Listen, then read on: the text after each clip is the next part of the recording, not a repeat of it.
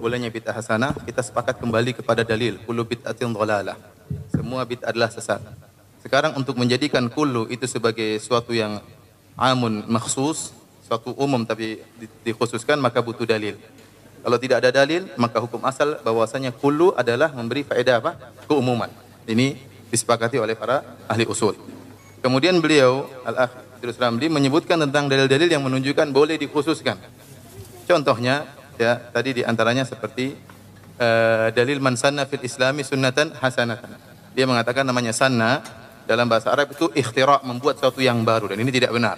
Karena telah disebutkan oleh Al-Azhari, salah seorang ulama Syafi'iyah besar, ahli lughah, yang hidup pada tahun abad keempat, wafat 370 kalau tidak salah, dalam kitabnya Tahdzibul Lughah menyebutkan bahwasanya makna sanna bukan artinya menciptakan, tapi memulai.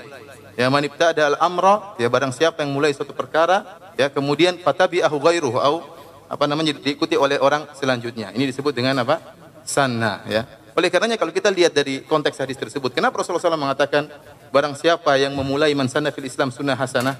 Konteksnya jelas bahwasanya ada sahabat miskin, kemudian Rasulullah SAW ada orang di antara sahabat Ansor yang memberi sumbangan, sedekah. Sekarang saya tanya, sedekah itu bid'ah atau bukan? Sedekah bukan bid'ah, tetapi dia yang mulai akhirnya diikuti oleh para sahabat yang lain. Maka sana tidak ada dalam bahasa Arab artinya harus ikhtira', harus apa namanya? Menciptakan. Ini tidak benar dalam bahasa Arab, dan saya sudah katakan yang ini saya nukil dari perkataan Al-Azhari, ulama dari mazhab Syafi'iyah yang termasuk banyak orang para ahli lughah yang menukil dari Azhari tersebut, ya. Kemudian ada pun dalil yang kedua, ya, ada Ibnu Mas'ud yang mengatakan ma ra'al muslimuna hasanatan fahuwa indallahi hasanah. Apa yang dilihat oleh kaum muslimin adalah baik, maka dilihat oleh Allah juga baik. Kita kumpulkan riwayat ini. Ternyata pembicaraan Ibnu Mas'ud tentang pemilihan Abu Bakar sebagai khalifah.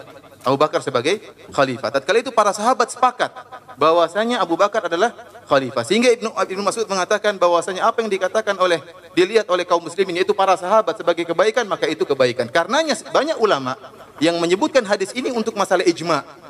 Ijma' ulama. Jika ulama semua sepakat, bukan sebagian orang berpendapat ini baik kemudian diikut. Kata Ibnu Hazm rahimahullah, kalau kita artikan muslimin di sini ba'dul muslimin, apa yang dilihat oleh sebagian muslimin itu baik, maka kita akan diperintahkan oleh Allah dengan dua yang kontradiktif. Kenapa? Karena bid'ah selalu begitu, ada yang memandang baik, ada yang memandang buruk. Kalau gitu kita ikut pandangan yang mana?